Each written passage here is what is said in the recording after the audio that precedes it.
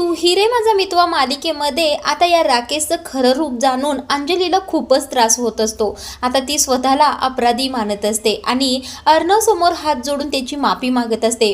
आता ती खूप रडायला लागलेली असते, म्हणजे तिला काय करावं हेच तिला कळत नसतं, कारण तिने आता राकेशची बाजू घेऊन घरच्या सगळ्यांनाच विरोध केलेला असतो। अर्णवशी तर ती खूपच चुकीची वागलेली असते, ईश्वरीचा वारंवार अपमान केलेला असतो, तोही फक्त त्या राकेशसाठी।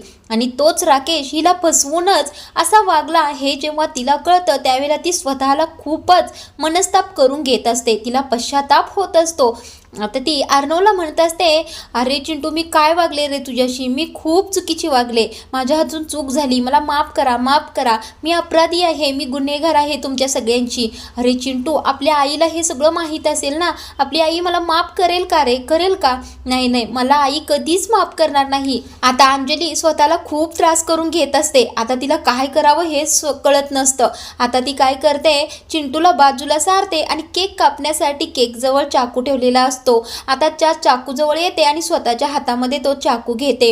आता घेतल्यानंतर स्वतःच्या डाव्या हाताच्या नसेवर चाकू ठेवून म्हणत असते, मी तुम्हा सगळ्यांची गुन्हेगार आहे आणि मी माफी मागण्याच्या लायकीची सुद्धा नाहीये, आता मी स्वतःला संपवून घेणार आहे, मी तुमची गुन्हेगार आहे, असं सतत ती बडबडत असते। तेवढ्यातच आता हातात मध्ये चाकू घेतला आहे पाहून घरातल्या सगळ्यांना जोरदार धक्का बसतो आणि आता अर्णव पटकन धावत अंजलीजवळ येतो आणि घरातले सगळेच ईश्वरी, आकाश, मामा सुद्धा अंजलीजवळ येतात आणि तिच्या हातातून जबरदस्तीने तो चाकू काढून घेतात। आता काही केल्याने अंजली तो चाकू सोडायलाच तयार नसते। आता इथे आकाश मात्र अंजलीला कसं तरी काहीतरी हात दाबून तिच्या हातून चाकू काढून घेतो। आता इकडे अर्णव अंजलीला म्हणत असतो, अगं ताई काय करतेस तू, काय वागतेस तू, कशाला असं वागत आहेस बरं, काही केलेलं नाहीयेस तू। आता तिला समजावण्याचा प्रयत्न करत असतो, पण अंजलीचं मात्र एकच की मी तुमची अपराधी आहे, मी गुन्हेगार आहे। आता ती अशी बडबडत असते, खूपच हायपर अंजली झालेली असते। त्यावेळेला तिला आता पटकन चक्करच येते। चक्कर आल्यानंतर अर्णव तिला उचलून घेतो आणि तिच्या रूममध्ये घेऊन जातो। आता इकडे पटकन त्यांनी सगळ्यांनीच अंजलीसाठी डॉक्टर बोलवलेले असतात। आता त्या डॉक्टर मॅडम येऊन अंजलीला तपासत असतात। त्यावेळेला ईश्वरी म्हणत असते, मॅडम काही सिरियस तर नाही ना, ताईंची तब्येत बरी आहे ना? त्या डॉक्टर म्हणत असतात ईश्वरीला, यांची तब्येत अतिशय सिरियस आहे। आता हे ऐकून घरचे सगळेच चकित झालेले असतात। ते म्हणत असतात, म्हणजे काय झालं आहे? त्यावेळेला त्या डॉक्टर मॅडम म्हणत असतात, यांचा तर BP शूटच झाला आहे, म्हणजे खूपच डाऊन झाला आहे, आता त्या सिरियसच आहेत आणि मी तुम्हाला सगळ्यांना वॉर्निंग देते, त्यांना आता सक्त विश्रांतीची गरज आहे। अगदी छोट्यातील छोटा धक्का किंवा टेन्शन त्यांना सोसणार नाही, त्यांच्या जीवावर ते बेतू शकतं आणि त्यांना ICUला ठेवण्याची गरज आहे। त्यावेळेला अर्णव म्हणतो, काय ICUला ठेवावं लागेल? त्यावेळेला आता ईश्वरी म्हणते, डॉक्टर मॅडम ICUला कसं काय ठेवावं लागेल? त्यावेळेला आता मॅडम म्हणतात, जर तुम्ही तो स्वतः त्यांची जबाबदारी घेणार असाल, त्यांच्याकडे लक्ष देणार असाल, त्यांची काळजी घेणार असाल, तर मी त्यांना हॉस्पिटलला नेत नाही, ICUमध्ये ठेवत नाही, इथेच त्यांना औषध वगैरे करायला तयार आहे। त्यावेळेला आता ईश्वरी म्हणते, हो मॅडम आम्ही इथे त्यांची काळजी घेऊ शकतो। आता त्या डॉक्टर मॅडम म्हणतात, ओके ठीक आहे असं म्हणतात आणि तेथून निघून जातात। आता डॉक्टर गेल्यानंतर आजी येऊन अंजलीचा हात हातात धरूनच तिच्या जवळ बसलेले असतात आणि तिच्याकडे पाहूनच खूप खंत व्यक्त करत असतात। त्या म्हणत असतात, काय अवस्था झाली मुलगीची, काय चुकीचं वागली ती, म्हणून तो माणूस तिच्या आयुष्यात आला। त्यावेळेला आता आजी अंजलीच्या काळजीपोटीच अर्णवला म्हणत असतात, अर्णव काय रे करायचं आता, अंजली बरी होईल ना? त्यावेळेला अर्णव म्हणत असतो, अगं आजी काळजी करू नकोस, काही सुद्धा सिरियस नाहीये, अगदी नॉर्मल आहे सगळं, ताई लवकरच बरी होईल। त्यावेळेला मामा म्हणत असतात, एवढा मोठा धक्का तिला बसला आहे, म्हणजे त्यातून सावरण्यासाठी तिला अगदी थोडा वेळ तर लागेलच ना। आता इकडे अर्णव घरच्या सगळ्यांनाच म्हणत असतो, आपल्याला सुद्धा सावरण्यासाठी वेळ लागणार आहे, पण आता आपण ताईच्या बाजूलाच असं बोलत उभा राहायला नको, तिला विश्रांतीची गरज आहे, त्यामुळे आपण सगळ्यांनी जाऊन फ्रेश होऊया, आता ताई विश्रांती घेऊ दे। आता इकडे ईश्वरी अंजलीजवळ थांबलेली असते आणि बाकीचे सगळे फ्रेश होण्यासाठी तिच्या रूममधून निघून जातात। आता इकडे ईश्वरी मात्र अंजलीची खूपच छान काळजी घेताना दाखवलं आहे। आता दुसऱ्या दिवशीची सकाळ होते. आजींना जाग आलेली असते. आता त्या उठलेल्या असतात, तर त्यांचं खूपच डोकं दुखत असतं. आता त्या म्हणत असतात, मला असं का होत आहे, माझं डोकं एवढं का जड झालं आहे. आता इकडे आजी तिथे टेबलवर त्यांच्या थायरॉइडच्या गोळ्या शोधत असतात, पण आजींना त्या गोळ्या मिळतच नाहीत. म्हटल्यानंतर त्या आता ईश्वरीला ईश्वरी ईश्वरी करून हाका मारायला सुरू करतात. आता ती हाक ऐकते नम्रता, आणि नम्रता धावतच आजींच्या रूममध्ये येते आणि म्हणते, काय झालं आजी, काय हवं आहे तुम्हाला. त्यावेळेला आजी म्हणतात, अगं माझ्या थायरॉइडच्या गोळ्या सापडत नाहीयेत, माझं डोकं खूपच जड झालं आहे, तू ईश्वरीला बोलव बरं, तिने ठेवले आहेत, तिला बरोबर माहीत असतं सगळं. त्यावेळेला आता नम्रता म्हणते, आजी मी आहे ना, मी देते तुमच्या गोळ्या शोधून. त्यावेळेला आजी म्हणतात, बरं ठीक आहे, बघ इथेच कुठेतरी ड्रॉवरमध्ये असते. आता इकडे नम्रता सगळ्या टेबलच्या ड्रॉवरमध्ये गोळ्या शोधते, पण तिला गोळ्या सापडतच नाहीत. आता इकडे आजींना खूपच त्रास होत असतो. आता नम्रता आजींना म्हणत असते, आजी कुठल्याच ड्रॉवरमध्ये तुमच्या गोळ्या सापडतच नाहीयेत. त्यावेळेला आजी म्हणत असतात, अगं नम्रता, ईश्वरीने त्या गोळ्या ठेवल्या आहेत, तुला नाहीच सापडणार, तू ईश्वरीला जाला पाठवून दे बरं.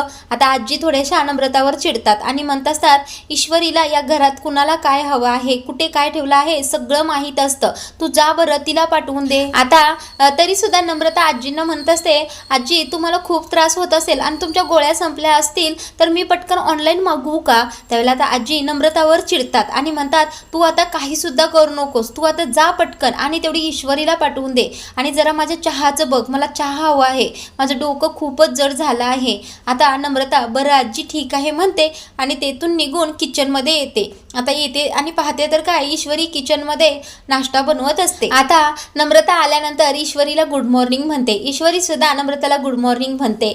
आता नम्रता म्हणत असते, अगं ईशू तुला रात्रभर झोप तर लागली ना, आणि अंजली ताई झोपल्या होत्या ना. त्यावेळेला ईश्वरी म्हणते, अगं हो, ताईंना तर तशा गोळ्याच दिल्या होत्या ना, आणि मला सुद्धा झोप लागली. आता नम्रता म्हणत असते, अगं ईशू तुला कशी झोप लागणार, कनूचा रात्रभर रडण्याचा आवाज येत होता. आता या दोघी बोलत असतात, तेवढ्यातच किचनच्या बाहेर मामी आलेल्या असतात.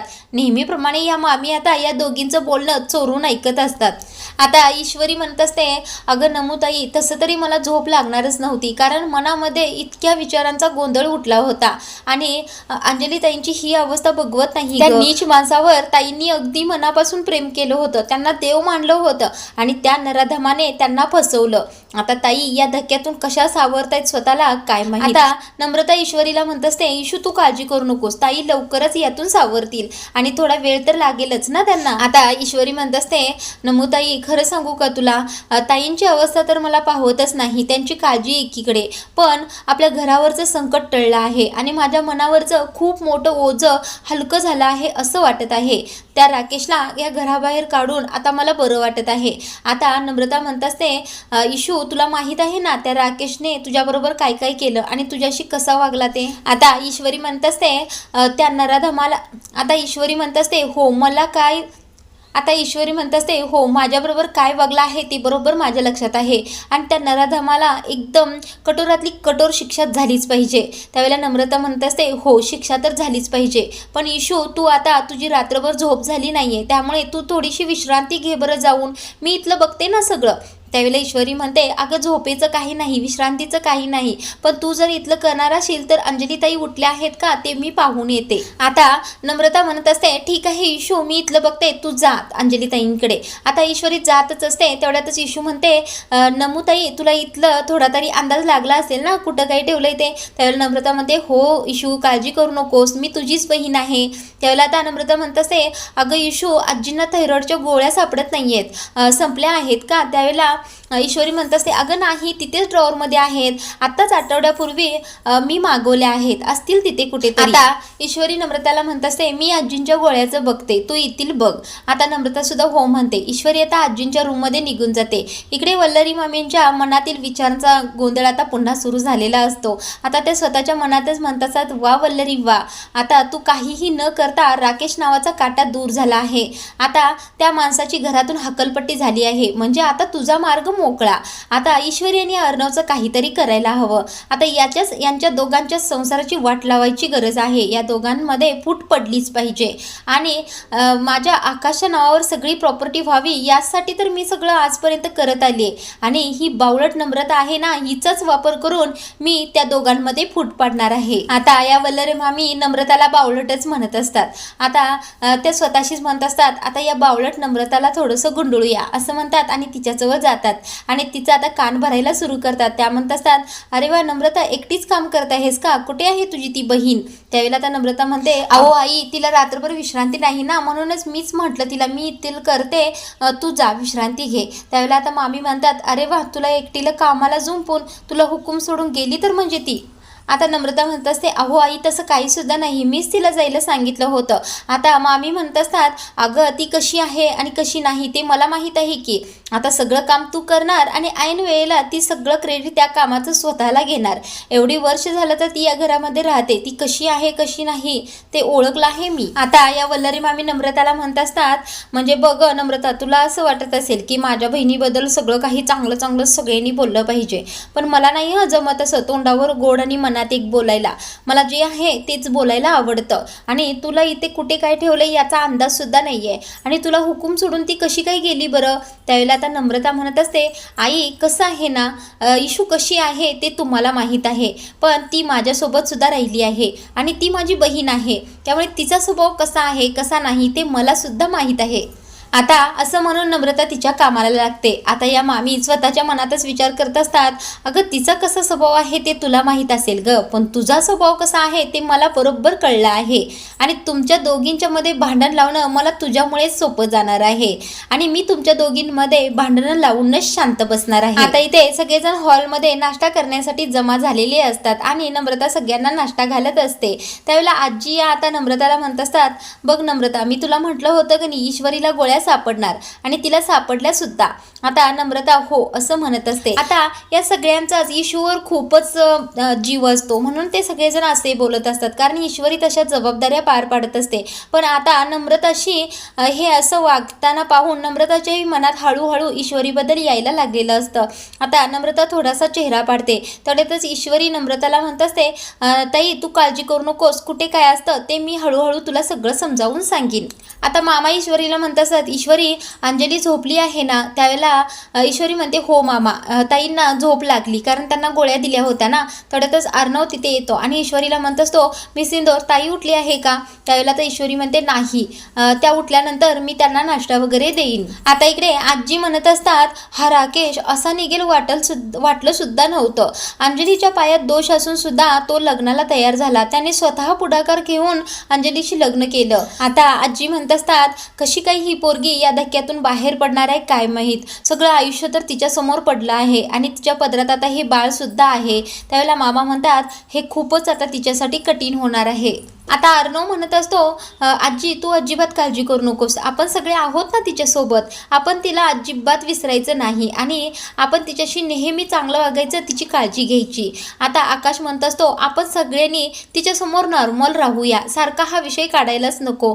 आजी म्हणत असतात, अरे कसा विषय काढायचा नाही, एवढ्या वर्षाचा संसार तिचा अचानक असा मोडला म्हटल्यानंतर तिला काय वाटत असेल. आता इकडे अर्णव सुद्धा म्हणत असतो की ताई समोर या राकेशचा विषय कोणी सुद्धा काढायला नको, आपण शांतच राहूया, नाहीतर तिला जास्तच त्रास होईल. आता घरातले सगळेच अर्णवच्या या मताशी सहमत होतात.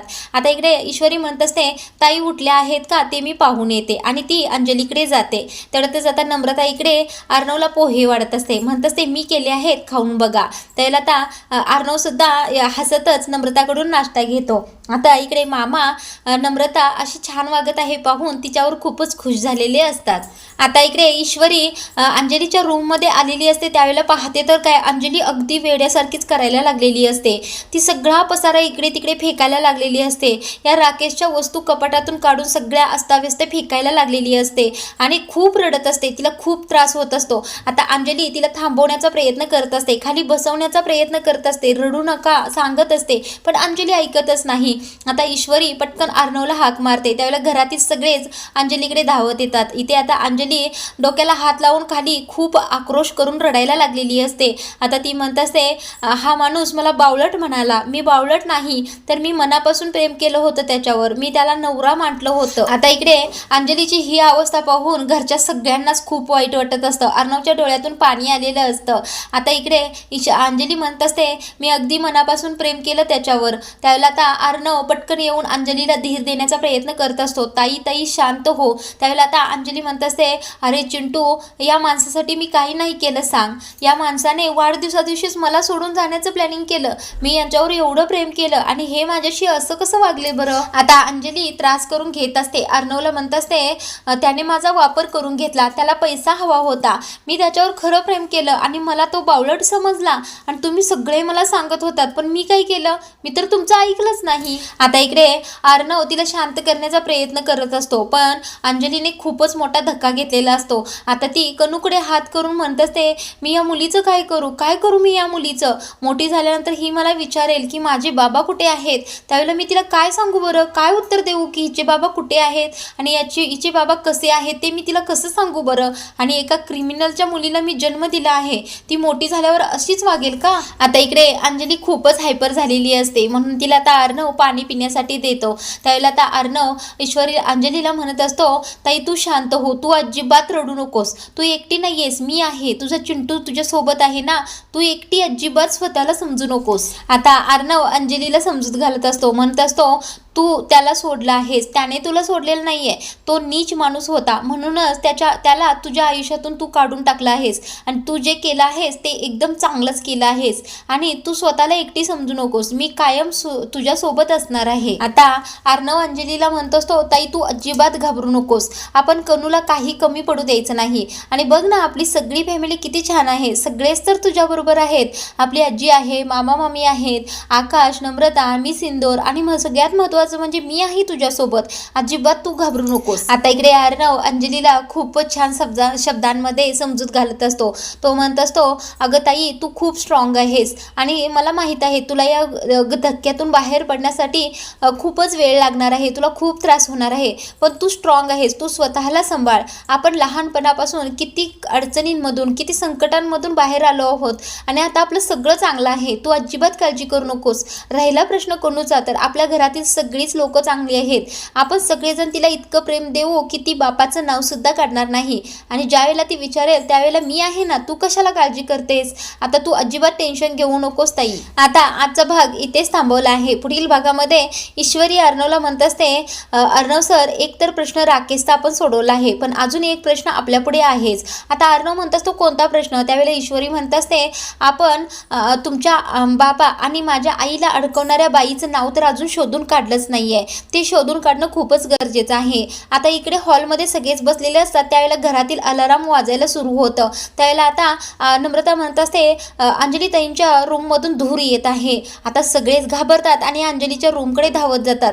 आता उद्याच्या भागामध्ये आपल्याला हेच पाहायला मिळणार आहे की नेमकं अंजलीने काय केलं आहे, तो धूर कसला आहे, तर तेच पाहणं उद्याच्या भागामध्ये रंजक ठरणार आहे. तो ही रे माझा मितवा मालिकेचा रिव्ह्यू नियमित ऐकण्यासाठी आपल्या चॅनलला सबस्क्राईब करून ठेवा.